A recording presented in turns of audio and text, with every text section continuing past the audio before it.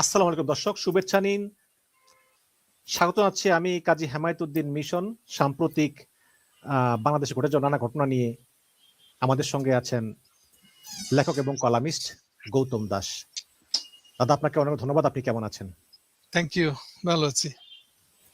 দাদা, আপনি জানেন যে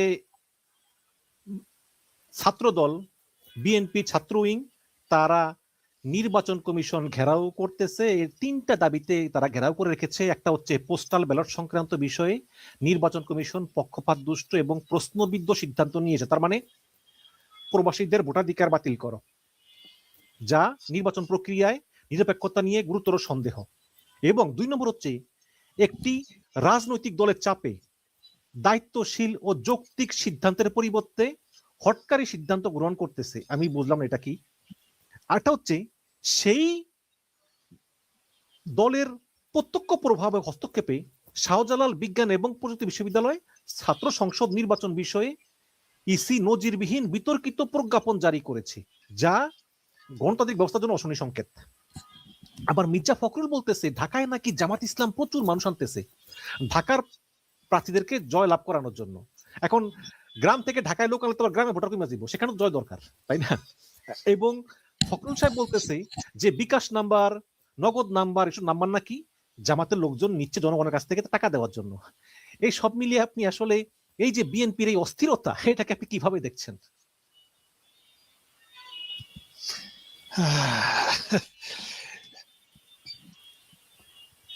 একেবারে স্ট্রেট কাট শুরু করি, প্লিজ। কথা ঘুরে ফিরে বলে লাভ নাই। আমি মনে করি পুরো ঘটনাটাকে এবার জটিল জটলা পাকায় ফেলার জন্য দায়ী ইউনুসেফ। কেন? আপনার নিশ্চয়ই আমার কথা শুনে মনে হচ্ছে আবার কোন জায়গায় আসলাম। দেখেন, বিএনপির আজকের এই যে অস্থিরতাটা, এই যে আমি আমার হেডলাইনে দেখেন, একদিকে দেখেন এই অস্থিরতা, আর একদিকে দেখেন যে এই বাড়াইলো জামাত ইসলাম ইউনূস সাহেবের সাথে কথা বললে।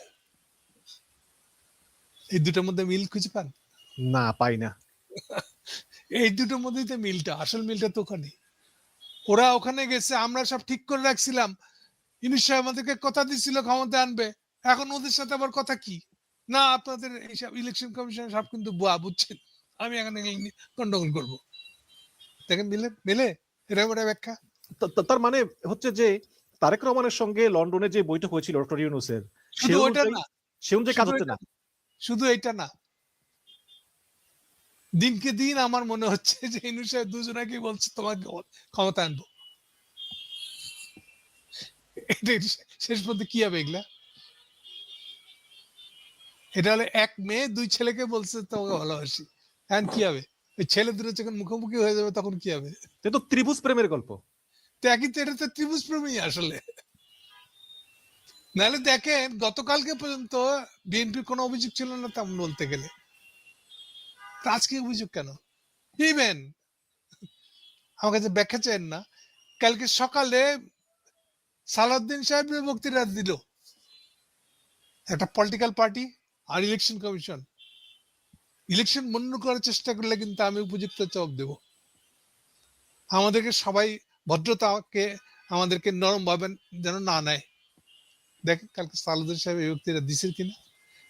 সেই বক্তৃতাতে বোঝা যাচ্ছে যে আচ্ছা, ইলেকশন মন্ডলের একটা পার্টি আছে আলাদা, তারা অন্তত বিএনপি না, তারা অন্তত ইউনূস সাহেব না। আর ইউনূস সাহেব আর বিএনপি একসাথে মিলে এর বিরুদ্ধে কেমন দেখতেছে, সকাল পর্যন্ত তাই মনে হচ্ছিল। তাহলে আজকে আবার এই কথা কেন? ব্যাখ্যা করেন। ইলেকশন হবে কি হবে না এটা নিয়ে কিন্তু সকল রাজনীতিবিদরাই বলতেছে, কিন্তু গৌতম দাস বললেই দোষ। ইয়াস, বলতে পারেন। আমি কি করলাম বেচারা, আমি তারপর আমার নামটা হিন্দু বললে পরে বলতেছে এই নিশ্চয়ই ইন্ডিয়ান না, বলছে এটা নিশ্চয়ই সে ভারতের র এর গুপ্ত এজেন্ট। উপায় নেই। কিন্তু এই যে এনিওয়ে ভুলে যাবেন না, কিন্তু আমি আপনার প্রশ্নের উত্তর দিয়েছি, কিন্তু প্রথমে কাকে দায়ী করে ওটা মনে রাখবেন। হ্যাঁ, তারপরে হ্যাঁ হ্যাঁ, আপনি প্রথমে দায়ী বলেছেন ইউনূস সাহেব। তার মানে আপনি বলতেছেন যে ইউনূস আমি সাহেব, বলছি ইউনূস সাহেবের হ্যান্ডলিং, ইউনূস সাহেবের আগানোর পদ্ধতি, কাজ করার পদ্ধতি, যা চিন্তা করেই করেন না কেন, এই পদ্ধতিটাই সমস্যা গন্ডগোলটা তৈরি করছে। তৈরি করেছে। এবং ইউনূস সাহেব হয়তো দুজনকে আশা দিয়েছেন তোমাদের ক্ষমতায় আনবো। হ্যাঁ, আমার যতটুকু জানি দুজনকে আশ্বস্ত করছে। এরকম আরো বহুজন আগে যে কত কিছু কথা বলছে, এনসিপি যে কি বলছে ওগুলো যখন বাইরে আসবে, যদি কোনোদিন বাইরে আসে, এই দিন একটা দেখেন কেলেঙ্কারি হবে আর কি, একটা নয়া একটা নাটক লেখা হবে যে এরকম আপনি এক একজনকে এক এক ধরনের কমিটমেন্ট দিলে শেষে কি হয় এটা দেখেন। হ্যাঁ, আগান তারপরে। পোস্টাল ব্যালট সংক্রান্ত যে বিষয়টা, দীর্ঘদিন প্রবাসীরা অনেক ভোটাধিকারের জন্য তারা এই চিন্তায় ছিল, এবং আপনি জানেন জনাব গৌতম দাস, মধ্যপ্রাচ্যে এক কারখানায় 2000 শ্রমিক কাজ করে, তারা একই ঠিকানায় দেয়, পোস্টাল ব্যালট সেখানে যায়, তারপর তারা নেওয়ার পরে কিন্তু ওই যে বার করে স্ক্যান করে তারপরে মোবাইলের ভিতর করতে হয়, তাহলে এখানে কিন্তু ওই জাল ভোট দেওয়ার সুযোগ সীমিত। কিন্তু আপনার কেন মনে হয় যে তারপরেও বিএনপি সরাসরি প্রবাসীদের ভোটাধিকারের বিরুদ্ধে দাঁড়িয়েছে? পোস্টাল ব্যালট তো প্রবাসীদের ভোটই, তাই না? এখানে নাকি পক্ষপাত দুষ্ট প্রশ্নবিদ্ধ সিদ্ধান্ত? তো হঠাৎ করে এই প্রবাসীদের ভোটের বিরুদ্ধে দাঁড়ালো কেন? তাদের এখানে তাদের আসলে মানে তাদের চিন্তা ভাবনাটা কি? আবার সে একই কথাই বলতে হবে। আমি মনে করি গতকালকে কোন পর্যন্ত বিএনপি যে এই মেসেজটা পেয়েছিল তা হলো যে সব ঠিক আছে, আমরা আর ইউনিসেফ ঠিক থাকলে সব ঠিক।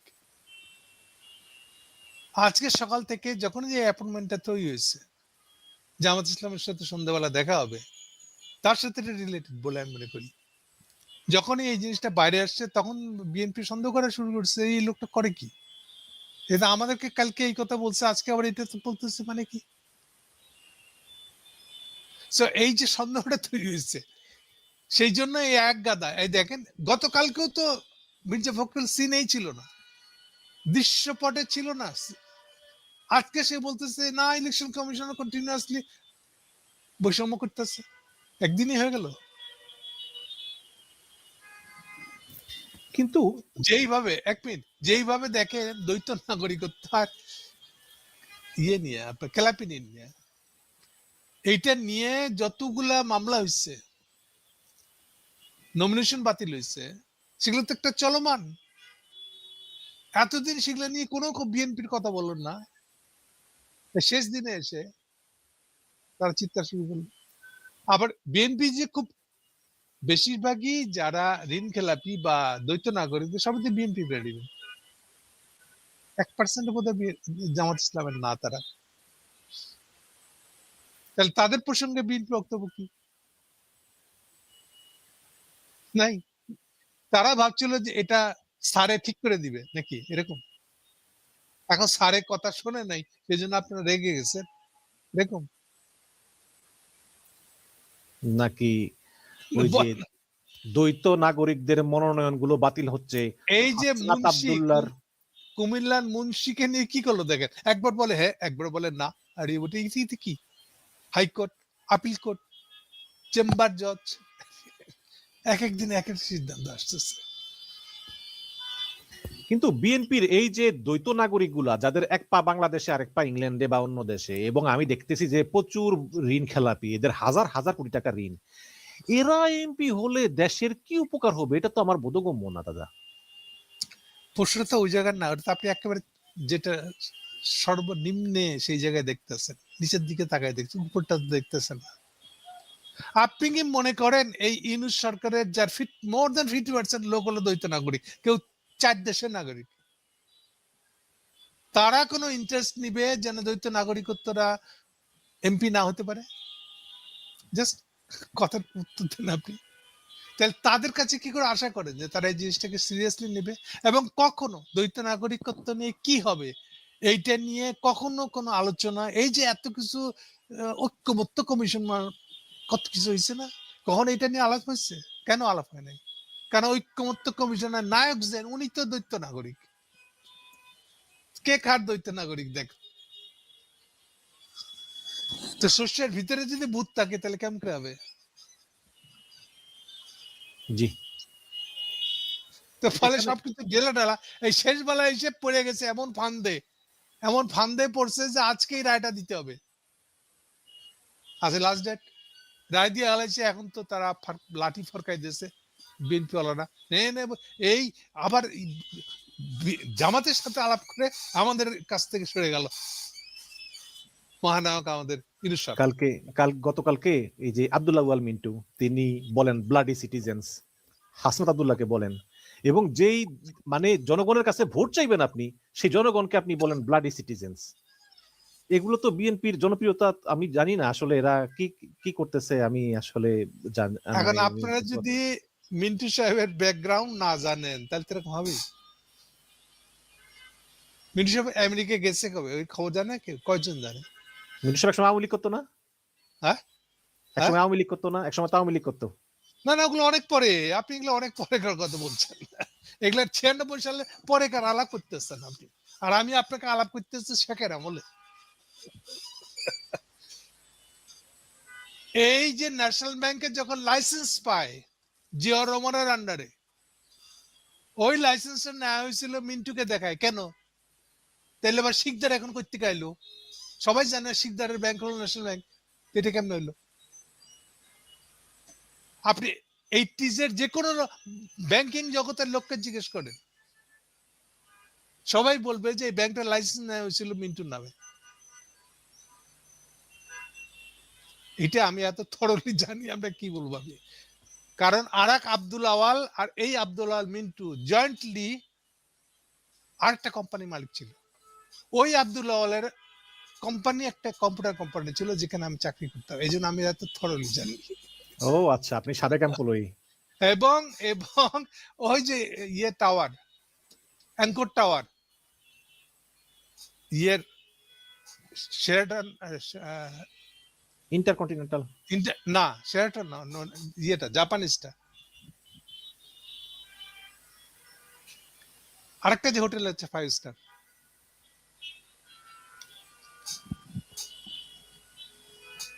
এনিওয়ে ওর উল্টো দিকে যে ইয়েটা, যেখানে হংকং ব্যাংক ছিল আসলে আগে, হেডকোয়ার্টার যেখানে ছিল। হোটেল লা ভিঞ্চি অথবা কিছু একটা। না না না না, লাভিঞ্চি তো ইয়েতে হয়ে গেল, ওদিকে চলে গেল, কারণ বাজার।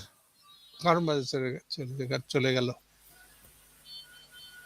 যাই হোক, ইয়ের ওই শার্ক ফোয়ারার মোড়ের কাছাকাছি যে হংকং ব্যাংকের টাওয়ারটা, ওই টাওয়ারটাই হলো আসলে এই দুই আওয়ালের হেডকোয়ার্টার ছিল।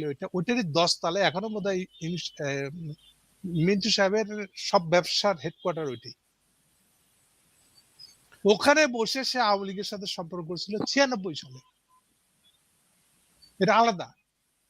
আবার এই 2007 সালে এই মিন্টু সাহেবের সমস্ত ব্যাংকের মালিকানা চোখ বন্ধ করে শিকদার সাহেবকে দিয়ে দেয়, কারণ অরিজিনালি ওটা শিকদার সাহেবের টাকা নিয়ে গেছিল। তো ওই 80s লাগবে না, ওই 70s লেট 70s ইয়ে যে আমেরিকা গেছিল, গিয়ে কি করতো এগুলার খবর কেউ জানে না, কেউ করবে না, ওগুলার খবর করেন না। শিকদারই বা কেমনে যুক্ত হলো, শিকদারের সাথে ইয়ের সম্পর্কটা কি, আওয়াল সাহেবের সম্পর্কটা কি, ওটা একটু খোঁজ করেন, কেউ করবেন না এগুলা। আপনারা উল্টা খালি খালি ন্যাশনাল ব্যাংকের অবস্থা খুবই খারাপ, টাকাই দিতে পারে না কাউরে।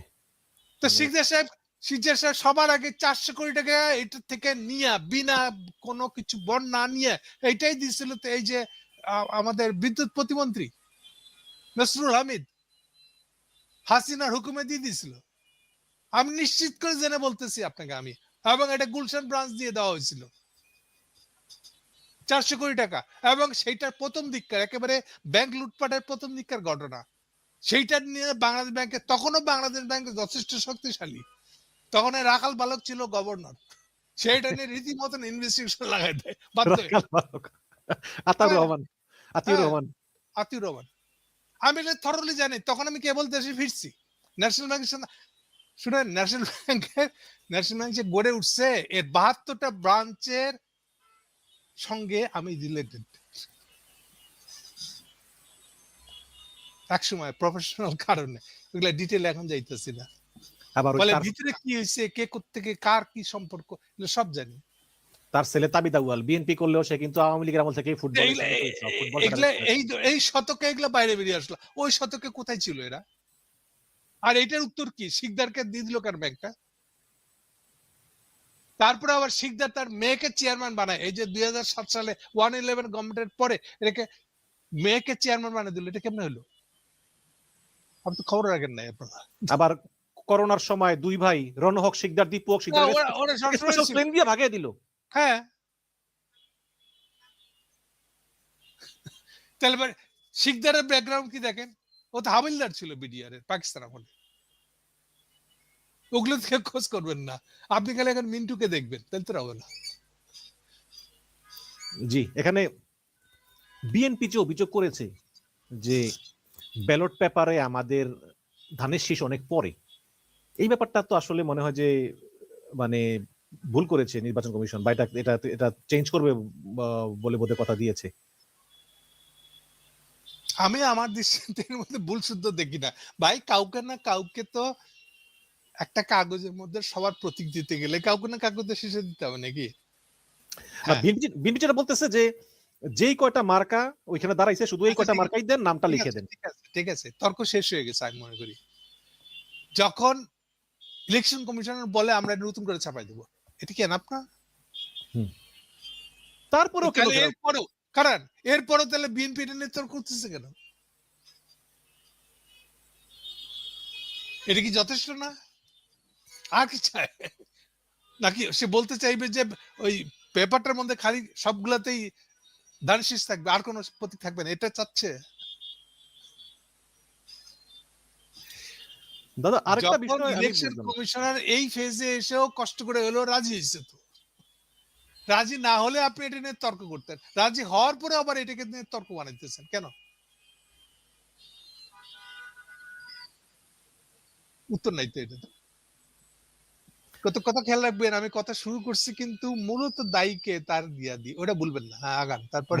দায়ী হচ্ছে ইউনূস। কিন্তু আমি একটা জিনিস বুঝলাম না যে শাহজালাল বিজ্ঞান ও প্রযুক্তি বিশ্ববিদ্যালয় আর মনে একটা বিশ্ববিদ্যালয় বাকি আছে, এখানে ছাত্র সংসদ নির্বাচন হওয়ার বাকিগুলা সব হয়ে গেছে, এখন এইটা ওই নির্বাচন কমিশন বলছে যে এই সময়ের পর থেকে আর কোনো সংগঠন নির্বাচন হতে পারবে না। তারপর ওরা আন্দোলন করছে মতো নির্বাচন কমিশন বলছে ঠিক আছে এটাই শেষ, এটাই তোমরা আসলে আইন কানুন মাইন না এই নির্বাচনটা হয়ে যাও। হঠাৎ করে বিএনপি কেন এই ছাত্র সংসদ নির্বাচনের বিরুদ্ধে গেল? কেন তারা এটা সামান্য বিশ্ববিদ্যালয়, যেটা প্রধান বিশ্ববিদ্যালয় না, অজপাড়াগের বিশ্ববিদ্যালয়, এটার একটা ছাত্র সংসদ নির্বাচনে বিএনপি সমস্যাটা কোথায়? সমস্যা আর কিছু না, সমস্যা ইস্যু আজকের মধ্যে তাকে ইস্যু পেতে হতো, এটা হচ্ছে সমস্যা। আর অরিজিনালি কালপ্রিট কিন্তু নির্বাচন কমিশন এই জায়গাটায়, খেয়াল রাখেন। ইউনিভার্সিটি ইলেকশন গুলোর সাথে আপনার কি সম্পর্ক? ইলেকশন কমিশনার সিসি আপনার কি সম্পর্ক? এটা আপনার এখতিয়ার? ইউনিভার্সিটি গুলোতে ইলেকশন হবে কি হবে না এটার সাথে সিসির কি সম্পর্ক? এগুলো যদি সম্পর্কই মেনটেন করতে চান তাহলে আগে বললেন না কেন? আপনি ইলেকশন ডিক্লেয়ার করছেন যেই দিন থেকে, তার আগেই তো এগুলো শেষ করতে পারতেন। এই মাঝখানে এসে আপনি এখন একটা দুটো ইলেকশন বন্ধ করবেন মানে, তাহলে জগন্নাথ কলেজটা হতে, জগন্নাথ ইউনিভার্সিটি হতে দিলেন কেন? প্রথম কথা এটা আপনার এখতিয়ারই না। দ্বিতীয়ত এখতিয়ার করতে গিয়ে কি করছেন, একটা পার্টির দিকে তাকায়, বিএনপির মুখের দিকে তাকায় ছেড়ে দিচ্ছেন, আবার জামাতের ধমকে আবার ফেরত আসছে। এই যে এই তো এই জন্য অরিজিনাল কি বললাম, ঘটনা, এই ঘটনা যা কিছু ঘটতেছে আজকে সকাল থেকে এই সব কিছুর জন্য দায়ী হলো ইউনূস সাহেব। তার সওদাগরি বুদ্ধি, খুব বুদ্ধিমান মনে করে না নিজেকে, সব ম্যানেজ করে ফেলবেন উনি। সাহস থাকলে উনার বলা উচিত গতকালকে সকালে উনি কাকে কাকে ধমকাইছেন। কাকে ধমকাইছেন দাদা? এটা উনারে জিজ্ঞেস করেন কারে ধমকাইছেন। ওইটারই একটা আলো আপনারা দেখতে পাইছেন, সালাউদ্দিনও ধমকানো শুরু করছে চীন মৈত্রী সম্মেলন কেন্দ্রে। না কিন্তু দাদা আপনি তো আসল কথা বললেন না। তারা শাহজালাল বিজ্ঞান ও প্রযুক্তি বিশ্ববিদ্যালয়ের ছাত্র সংসদ নির্বাচন চায় না, তারা আরেকটা পরাজয়ের ভয়। না না না না, ইন্টারনাল কারণ, পলিটিক্যাল পার্টির দিক থেকে, পলিটিক্যাল পার্টির এটা নিয়ে যা ভাবনা সেটা এক জিনিস, কিন্তু ইলেকশন কমিশনের কোনো দরকারই নাই পলিটিক্যাল পার্টি নিয়ে কি ভাবে তার খোঁজ নিতে যাওয়া। পলিটিক্যাল পার্টিগুলো ভাবে যদি জাতীয় নির্বাচনের পরে ইলেকশন গুলো হয় তাইলে আমি ওখানে জিতবো, কথা সত্যই তো। কারণ এখন তো দেখি না কি, না আমার কি লাভ, সবাই তো আছে, আমার কি লাভ? তাইলে যখনই ধরা যাক আগামী ইলেকশনে বিএনপি জিতে গেছে, এখন এরপরে যতগুলা ইউনিভার্সিটি ইলেকশন হবে সেগুলোতে বিএনপি জিতছে, ওরে মার, তাহলে তো ওই বিএনপি ভোট দিলে তো মেলা সুবিধা পাবো, তো সবাই ওদিকে ভোট দিতে শুরু করবে। জামাত যদি জিতে সবাই জামাতকে ভোট দেওয়া শুরু করবে। সো হুম। ন্যাশনাল ইলেকশনের পরে এই ছাত্র সংসদগুলো ইলেকশন হওয়ার অর্থ হল তাৎপর্য এটা। এখন এটা তো বহুবার চেষ্টা করছে বিএনপি দিক থেকে এই ডাকসু ইলেকশনটা যাতে না হয়, এবং অরিজিনাল আর্গুমেন্ট ছিল এইটাই। কিন্তু যেটা পারে নাই, শেষ মধ্যে হেরে গেছে এই জন্য যে ইলেকশন তখনকার সময়ে ইলেকশন কবে হবে তারই কোনো হদিস নেই, তো ততদিন পর্যন্ত কেমনে আটকে রাখে, আর্গুমেন্ট পাওয়া যায় নাই। প্লাস ইউনূস সাহেব দেখতে যাচ্ছিল আচ্ছা মন মেজাজ কোন দিকে যাইতেছে দেশের, তার তো খবর রাখতে হবে। এই সব ইলেকশনটা দিয়ে দেওয়া হয়েছে। দিয়ে দেওয়ার পরে তো বিএনপি দেখছে বিরাট ভুল করছি আমি, এত কোনো মতে রাজি হওয়া ঠিক হয় নাই। আর ডাকসু যখন ছেড়ে দেওয়া হয়েছিল তখনই সাথে সাথে বাকিগুলার চিটাং, রাজশাহী আর জাহাঙ্গীরনগরটা ডিক্লেয়ার হয়ে গেছে, ফলে ওগুলোকেও বন্ধ করা যায় নাই। ফলে বিএনপি কে ডিজাস্টারাস সিচুয়েশনটা দাঁড়ায় দাঁড়ায় দেখতে হয়েছে। এরপর আক্কেল হয়েছে, তারপরে মনে করছে আচ্ছা জগন্নাথ ওটা একটা মবসলী জিনিস, যেহেতু তারেক রহমান আসার পর একটু মনে করে যে জনপ্রিয়তা বাড়ছে, হয়ে যাবে, জগন্নাথটা হয়ে যাক। কিন্তু দেখা গেছে না, ওখানেও একই ট্রেন্ড। এখন তো মুখ বন্ধ হয়ে গেছে। এখন কিছু দেখেন 21 তারিখে তারেক যাবে সিলেটে, আর 22 তারিখে বোধ হয় ইলেকশন, একদিন পরে। তো উনি সফর করার পরের দিন এখানে সন্ধ্যাবেলা চিৎকার করতে থাকে যে তারেক হেরে গেছে, বিএনপি হেরে গেছে, যে আমার মানে ছাত্র দল হেরে গেছে। কেমন দেখাবে ইলেকশনের আগে? এই এবার বুঝে যাচ্ছে ইকুয়েশন গুলা। এটা যে বিএনপির ভাবিয়া করিও কাজ না আর কি, এটা আগে বলতে পারতো না তারা, তার আগে খেয়াল করে নাই।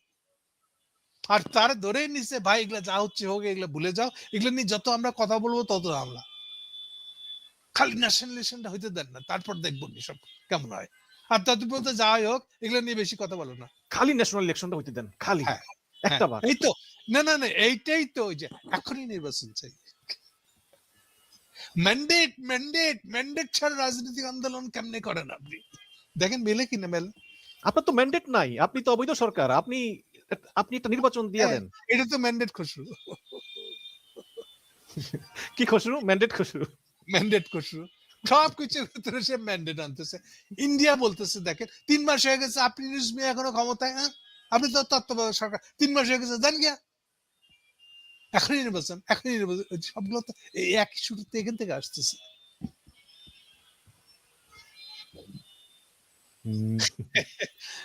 এনিওয়ে দাদা, আরেকটা বিষয় আপনি খেয়াল করেছেন কিনা আমি জানি না, মানে এই আমির খসরুরাই মনে করেন যে জুলাইয়ের পর থেকে বলতো মব মব, এই মব করে এটা করলো, মব করে এটা করলো, মব করে এটা করলো, মানে সব কিছুতে তারা মব খোঁজে।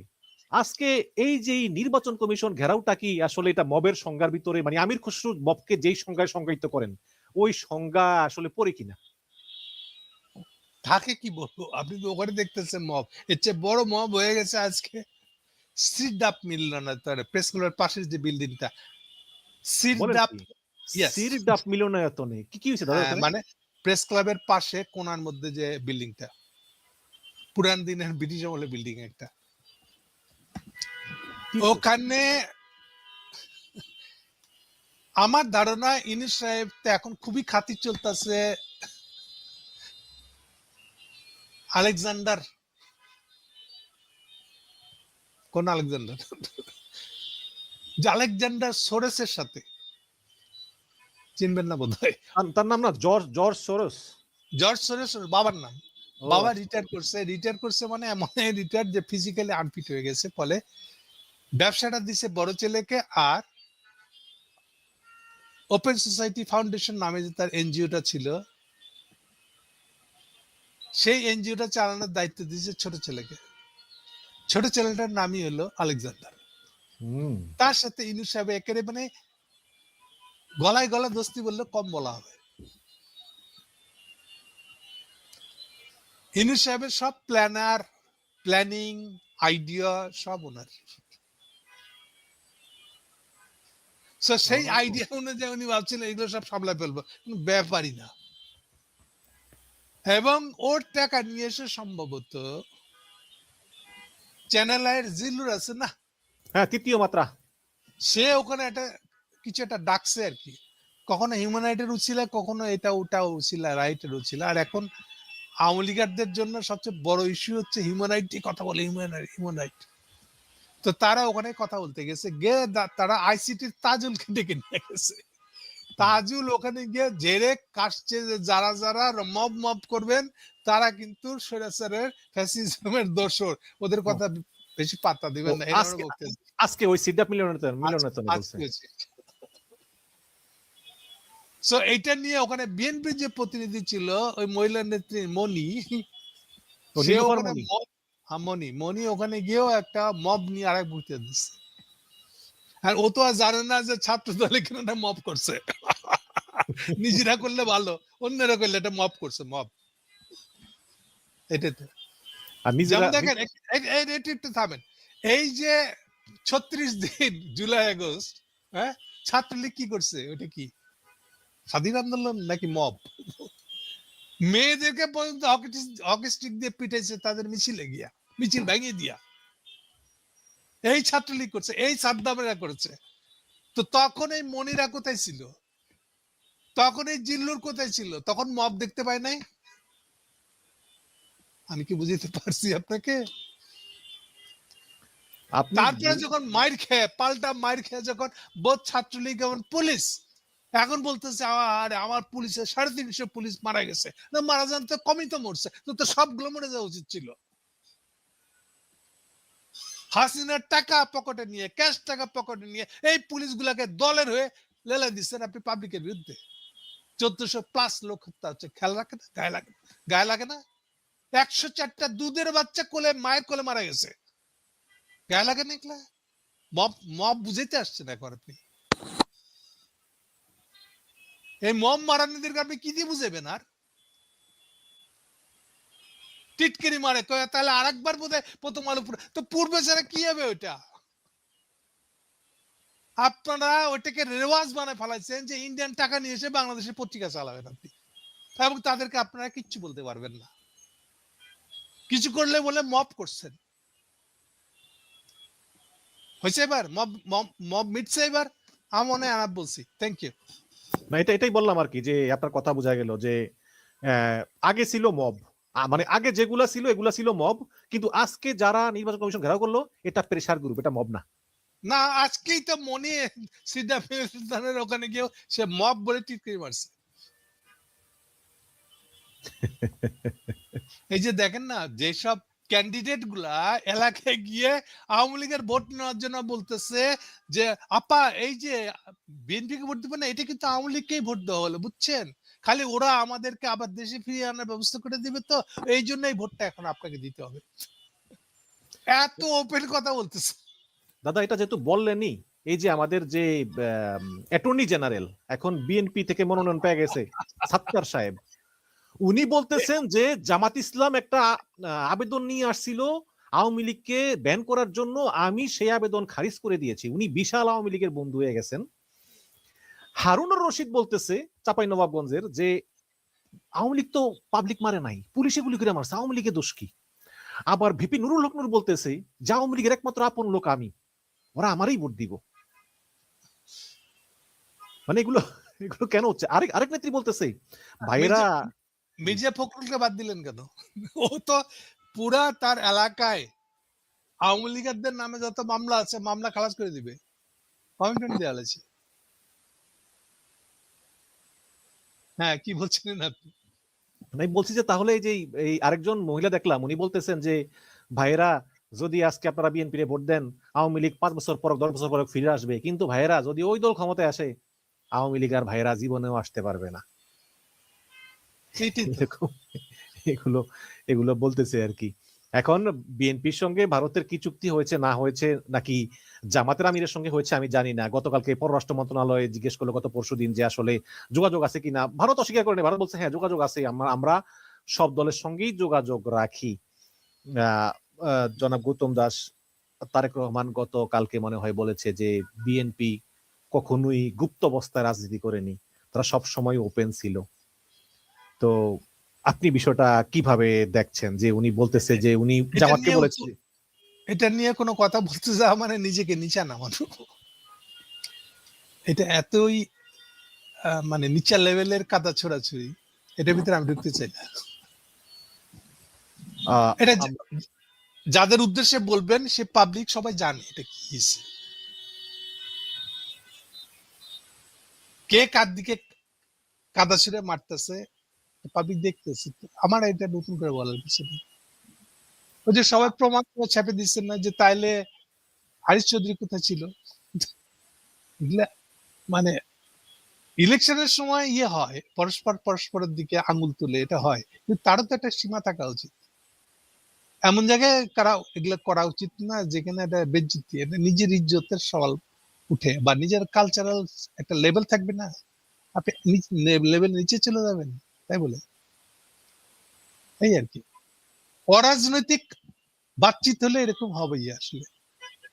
যত কম রাজনীতি প্রসঙ্গ থাকবে, তত রাজনৈতিক মর্যাদা নিয়ে কথাও বলবেন না, অন্যের রাজনৈতিক সম্মানও রাখতে চাইবেন না, এই আর কি। না বলে আসলে এই কিছু বলা নাই আমার। হ্যাঁ বলেন। আসলে এই যে মানে পরিবর্তনটা হবে কোথায়? আপনি দেখেন যে একটা জায়গায় পরিবর্তন হবে আপনাকে কমিট করছে কে? বিএনপির একজন ছাত্রদল নেতা সে গাজা নিয়ে ধরা পড়ছে, বিএনপি বলছে এ আমাদের কেউ না। হ্যাঁ, না, এটা তো স্বাভাবিক। আপনি কমিটি গড়ার সময় 12 লাখ টাকা দিচ্ছেন এটা জেলা কমিটির মেম্বার হওয়ার জন্য। কিন্তু পরে দেখা গেল যে নির্বাচন পরিচালনা কমিটিতে ওই লোকের নাম আছে, ওই সময় বলছে কেউ না। আবার রবিউল আলম রবি, সে খুনের আসামি, তাকে আবার ঢাকা 10-এ তাকে আবার মনোনয়ন দিল, এমপিও হবে। এখন আসলে মানে পরিবর্তনটা কোথায় হলো? যারা যারা আছে ঋণ খেলাপি, কোটি কোটি টাকা ঋণ, আবার কিছু আছে বেকার। তুমি নিজেই তোমার জীবনে কিছু করতে পারলা না আজীবন, তুমি এখন বুড়ো হয়ে গেছো, এখন তুমি জনগণের ভাগ্য কি পরিবর্তন করবা? তো এই ধরনের বিষয়গুলো তো আসলে আছে, এই আর কি। যাই হোক, চরমোনাইয়ের পীর যে জামাতের জোট ছেড়ে চলে গেল, বা ওনারা বলতেছেন আর আমরাই জামাতের বের করে দিছি, কারণ হুম হুম আমরাই তো প্রথম বলছি। আপনার কাছে হুম। কি মনে হয় যে চরমোনাইয়ের পীরকে আসলে এই যে যেগুলো বলে যে যে শরিয়া আইন আমরা চাই, বা জামাতের আমির নারীদের সঙ্গে সেলফি তোলে কেন, ইত্যাদি ইত্যাদি বিভিন্ন কথা বলে, এগুলো নাকি আসলে এর পিছনেও কোনো কারণ আছে? তারা আসলে ভারতের রয়ের খপ্পরে বা আওয়ামী লীগ বিএনপির খপ্পরে পড়েছে বলে আপনি মনে করেন? এই তো আবার এমন এমন জায়গায় ফালার, এখন তো খাস কথা বলে ফেলতে হবে। আমি মনে করি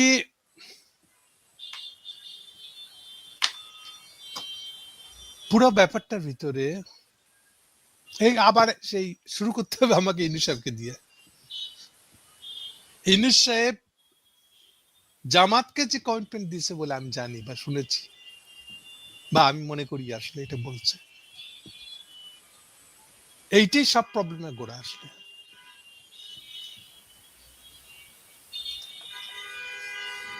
ফ্যাক্টস হিসেবে কোন দল কেমন, এথিক্যালি কত ভালো মন্দ, এই বিচার করে আমি কথাগুলো বলতেছি না। 11 দলীয় জোটটা দাঁড়াইছে ফাইনালে 11, হোয়াট এভার, প্রথমে 8-7 থেকে না কিছু করে করে করে করে এটা আগাইছে। এটা তৈরি হওয়ার চেষ্টা হচ্ছে, কিন্তু সেই ডাক সিলেকশন আগে থাকতে, এটা অনেকে জানে না। তো বাইরের দিকটা, বাইরের খবরটা দেখে বুঝে না, কিন্তু ভিতরের খবর হলো এটা। দাদা, ডাক আপনি কি গোপন সমন্বয়ক ছিলেন এটার, বা না আপনি এর সঙ্গে জড়িত না? আমার সুবিধা বা অসুবিধাটা হলো, যেখানে যা কিছু ঘটে, যারা ঘটায় ওরাই আমাকে ডাইরেক্ট ইনডাইরেক্ট মেসেজটা দেয়। কি জন্য দেয় ওটা তারা বলতে পারবে, কিন্তু আমি জানতে পারি যাই। তো তারা এটা বলছিল আসলে, বা বলতে পারেন তারা পরামর্শ করতে আসে, দাদা এটা হলে কেমন হবে, আপনি কি মনে করেন, এরকম করতে এসে হয়তো আমাকে বলতে হয় তাদের।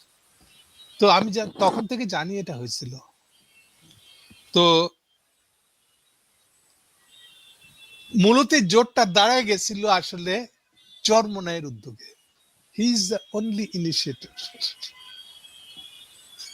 কিন্তু মাঝখান দিয়ে হাত ঢুকে দিছে ইউনূস সাহেব, জামাত আলাদা করে নিয়ে যে তোমার ক্ষমতা আনবো বললা, এতে পুরো জিনিসটা গেছে আউলায়। আমার এই কথার সপক্ষে একটা প্রমাণ দিই, তাহলে বুঝবেন। যখন এই অভিযোগগুলা আসবো করতেছে, পরস্পর ঝগড়া লাগবে, এই সময় হাত পাকার দিক থেকে বলা হচ্ছিল, একটু একটু কাদা ছড়াছড়ি শুরু হয়েছে। তখন সে বলতেছিল যে জামাত কি আগামী দিনের জাতীয় পার্টি হবে? তারা জোটটাকে এরকম করতেছে কেন? এখন এই কথাটা বললো কেন? বলার কথাটা মানে বুঝেন। মানে হলো যে জামাতের সাথে ইউনূস সাহেবের একটা কথা হয়েছে, এই কথাটার ভিতর ধরে নেওয়া আছে যে বিএনপি ক্ষমতায় আসবে তাহলে জামাত হবে বিরোধী দলের নেতা। তাহলে বিরোধী দলের নেতা একটা সাজানো ইলেকশন, পাতানো ইলেকশন করতে চাচ্ছে ইউনূস সাহেব, যেখানে তার এক প্রধানমন্ত্রী, বিরোধী দল হলো জামাত, ইভেন স্বরাষ্ট্রমন্ত্রীও জামাতকে দেওয়া। Subscribe to my channel.